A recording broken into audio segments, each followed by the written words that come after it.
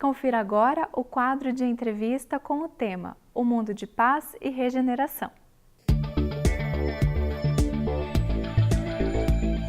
Olá, que bom que estamos juntos, é bom ter você conosco. Começa agora o nosso quadro de bate-papo, entrevista, hoje com o cenário ligeiramente modificado. Temos aqui a presença de Dineu de Paula, cujo trabalho vocês podem acessar, vocês podem conhecer em maiores detalhes acessando o nosso site avidaemfoco.com.br. Na barrinha superior, o Espiritismo Esclarece. O Dineu faz comentários, apresenta respostas a questionamentos dos nossos telespectadores, de forma sempre lúcida, objetiva, precisa e cirúrgica. Dineu, uma alegria ter você conosco aqui. A alegria é minha, Márcio. Dineu, nossa conversa hoje é sobre o mundo de paz, o mundo de regeneração. Eu quero começar perguntando para você, o que é um mundo de regeneração e paz? Márcio, esse tema ele é muito atual no âmbito do movimento espírita e constitui um desdobramento de um dos fundamentos básicos da doutrina espírita, que é a pluralidade dos mundos habitados. Então, são muitos os mundos habitados. Essa não é uma qualidade exclusiva, um privilégio da Terra, segundo o ensinamento dos espíritos superiores. E, na verdade, constitui até uma decorrência lógica da adoração em espírito e em verdade, quando você passa a compreender que Deus não tem os defeitos ou as características humanas, mas, conforme a doutrina espírita apresenta, ele é uma inteligência cósmica que rege o mundo com base em leis perfeitas. Então, não é um homem que fica um tempo imenso com preguiça fazendo nada e, de repente, resolve fazer alguma coisa. Sendo Deus eterno e sendo impossível imaginá-lo ocioso, é de crer, de uma forma lógica, que ele cria desde sempre sem que seja possível estabelecer um marco, né? E a análise sincera dos habitantes de nosso planeta revela que ele não é habitado por anjos, é habitado por seres que têm problemas íntimos, psíquicos, morais e até intelectuais para resolver. Então, é preciso reconhecer que os seres mais avançados, mais antigos, os mais evoluídos, eles devem habitar outros locais. Então, nessa linha, os mundos eles se classificam de acordo com o nível evolutivo. Tá? Então, os mundos a evolução ela não é uma característica apenas dos seres inteligentes, mas a lei do progresso vigora para o universo em sua integralidade. E nessa linha, os mundos eles funcionam como escolas cósmicas, nas quais os espíritos são, por assim dizer, matriculados por Deus, para que aprendam de acordo com a sua necessidade. E a espiritualidade comenta que a Terra está em fase de transição de mundo de provas e expiações para mundo de regeneração e paz. E daí que surge a importância de discutir o que seria isso. E o que deve significar essa mudança, essa transição de mundo de provas para o mundo de regeneração? Sim.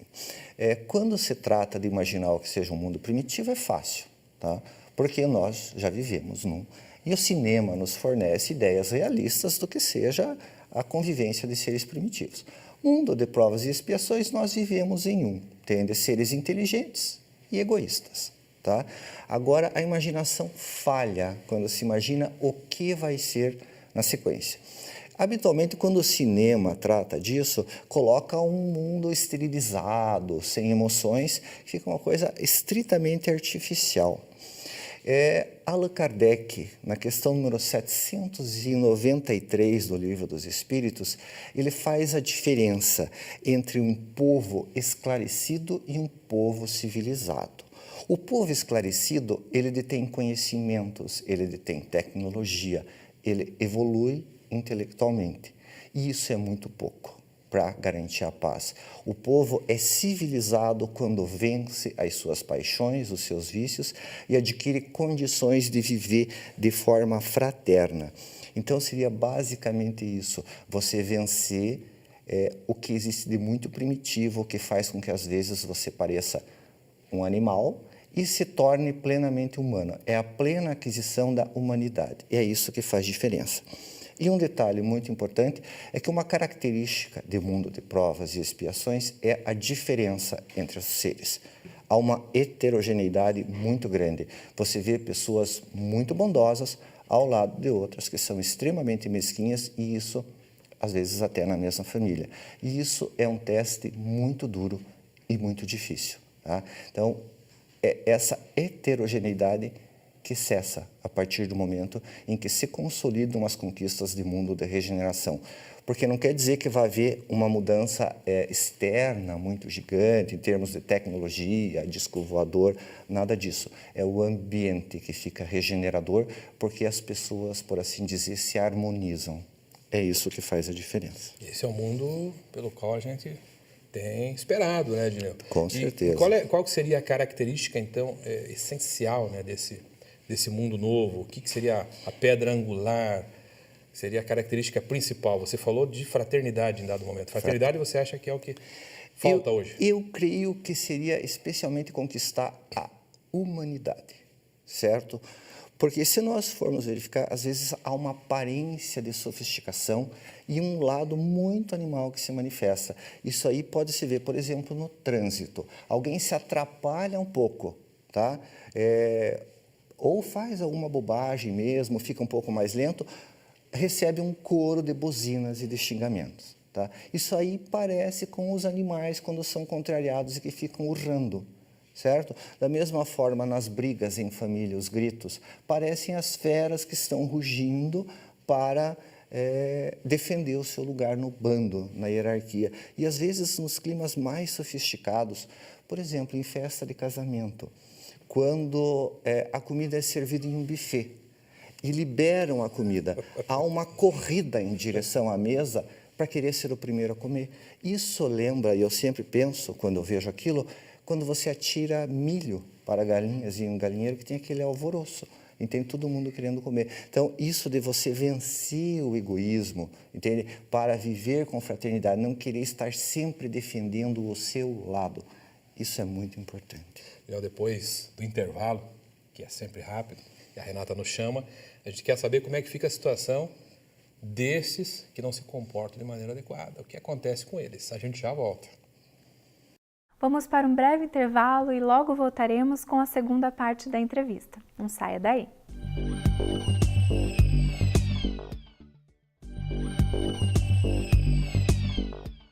Retornamos com a segunda parte da entrevista de hoje e o tema é o mundo de paz e regeneração. Acompanhe. Muito bem, estamos de volta. Dineu, você falava do comportamento, às vezes quase selvagem, em mundos sofisticados, em sociedades sofisticadas. Eu gostaria de saber o que você tem a dizer a respeito das pessoas que não se melhoram, tendo forçosamente os mundos que passar por um progresso. O progresso é uma lei, uma imposição. E se a pessoa não se melhora? Pois é, justamente. O progresso é um desígnio divino. E contra a vontade de Deus, não há o que fazer. Tá? É possível até retardar um pouco, uma humanidade, uma coletividade pode retardar, mas a evolução vai se processar, certo? E daí o grande perigo, justamente tendo em mente que no mundo de provas e expiações é inerente a disparidade de condições. No mundo de regeneração, pela própria proposta, o convívio tem de se tornar aprazível. Eu preciso poder confiar no outro, eu vou poder relaxar, sabendo que eu não vou ser prejudicado, entende? É um ambiente para que eu consolide virtudes mais sofisticadas. E justamente por isso, quem teimar e não se adaptar, vai ser convidado a auxiliar o progresso intelectual de mundos mais primitivos, ou seja, daí vai dar a Deus a um monte de comodidades a que estamos acostumados aqui, como banho quente, papel higiênico, cama, amizade, um local onde tem uma certa segurança, onde você tem regras que bem ou mal as pessoas cumprem, e vai abandonar os seus amores e vai ter as vivências necessárias a valorizar isso aqui. A hora que aprender a lição, volta. Então, quando a gente vê o espetáculo da indignidade, porque realmente é preciso reconhecer que no atual momento parecem tão escandalosas algumas condutas, a humanidade já está com tantos ideais superiores, né? Há quanto tempo que você tem os ideais de liberdade, igualdade, fraternidade, a lição do cristianismo de você não fazer para o outro o que você não quer que faça para você é tão antiga. E a gente continua vendo o exemplo da corrupção mais escandalosa, da violência. Então, é muito perigoso isso. Quem se emociona com esse discurso do ódio, da esperteza, pode estar se candidatando a uma vivência muito dolorosa na sequência. Para continuar a reencarnar no planeta e não participar desse processo de saneamento ir exclusivo, embora, justamente, esse é o problema, fazer? né? Merecer continuar na Terra. Tem uma bem-aventurança em que Jesus diz: bem-aventurados os mansos, porque herdarão a terra. É interessante que na história não foram exatamente os mansos que ficaram com os bens da terra, né? Foram mais os violentos e os espertos. Então, uma interpretação possível é que essa característica da mansuetude, da brandura, é que habilita você a herdar a terra, a merecer a terra. Então, seriam essas características, seria essa promessa de Jesus, essa felicidade que viria. Tá? E se formos reconhecer, o mundo que se anuncia não é um mundo de anjos, né? Então, as virtudes que você precisa ter, ou as qualidades que você precisa ter aqui, elas não são angélicas, elas devem habilitar você a entrar na fase da plena humanidade. Allan Kardec, em um capítulo do Evangelho segundo o Espiritismo, que é nominado Bem-aventurados os brandos e os pacíficos, ele lista 5 qualidades que são muito interessantes, porque são qualidades realmente da brandura, e que são afabilidade, doçura, paciência, obediência e resignação. Então, para merecer herdar a terra, para merecer fazer jus a um ambiente pacífico, é preciso possuir, ao menos em um grau razoável, essas qualidades, que não são de anjos. Evidentemente que esmiuçá-las exigiria um monte de programas, cada uma ia ter o seu programa devido. Tá? Mas falando de uma forma bem sintética, só para termos uma ideia do que é preciso fazer. Por exemplo, afabilidade é sinônimo de polidez. Tá? Então, para alguns não chega nem a ser uma virtude propriamente, seria só uma porta de entrada, ou pode ser só uma aparência de virtude. Mas é como você começa a treinar, como diz Aristóteles, é mediante ações justas que eu me torno justo. Tá? Então, é a educação mais elementar, dizer bom dia, boa tarde, boa noite, muito obrigado, falar baixo, não xingar os outros, não buzinar à toa.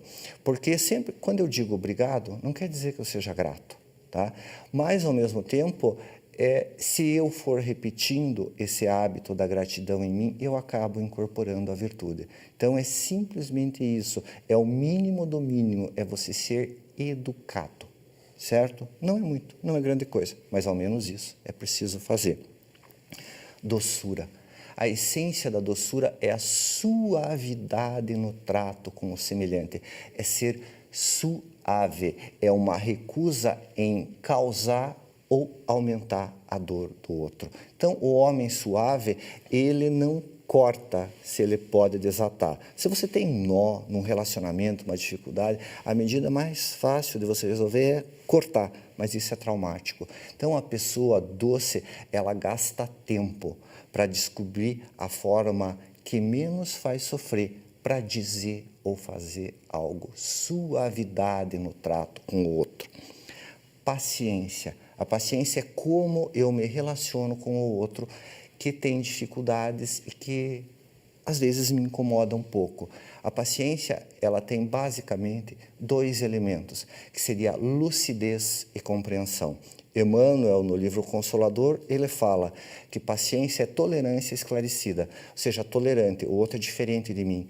Eu tolero, não é só suportar. Tentar identificar o que existe nessa diferença que pode ser boa. Tentar valorizar a diferença do outro, entender que nem tudo que é diferente é ruim, tá? Mas, ao mesmo tempo, é uma tolerância esclarecida. Às vezes pode ser ruim, tá? É uma compreensão, ou seja, então é eu ter compreensão com quem erra. Não quer dizer que eu vou aplaudir o erro, mas quer dizer também, junto com a doçura, que eu vou ter uma certa suavidade, entende? Mesmo que eu tenha que falar uma verdade desagradável para me posicionar em face de alguém que está realmente equivocado. A minha paciência, ela vai se refletir do seguinte modo, utilizando uma imagem. A verdade seria uma pedra preciosa, entendeu? Eu posso pegar uma pedra preciosa, um diamante, e atirar na sua cara. Você não vai gostar. Por maior que seja o valor daquilo, vai te ferir. Mas se eu tiver o cuidado de embrulhar aquela verdade de uma forma suave e bonita, você vai aceitar como um presente. Então, seria tolerância esclarecida, compreensão com quem erra. Quanto à obediência, se diz que a obediência é o consentimento da razão, porque eu posso obedecer a muita coisa no mundo. Eu posso obedecer às convenções sociais, aos meus caprichos, aos meus delírios, aos meus instintos mais baixos, mas eu posso utilizar a razão, identificar quais são os deveres que a vida me apresenta e me decidir por cumprir estritamente os meus deveres. É uma opção clara e declarada pela decência no meu dia a dia. Eu cumpro a palavra, eu sou confiável, eu não dou golpe nos outros. E, finalmente, a resignação, que seria o consentimento do coração no cumprimento dos deveres. Porque você só ser correto, mas reclamando o tempo inteiro, de má vontade, infernizando a vida alheia, é muito pouco. Então, é não apenas ser decente, mas ser um decente com bom ânimo e sem reclamação. É preciso reconhecer que essas virtudes, afabilidade, doçura, paciência, obediência e resignação, não são próprias de anjos. Mas, ao mesmo tempo, você viver com pessoas que fazem isso o tempo inteiro é um lenitivo, né? Mas, para merecer isso, você precisa exemplificar no dia a dia.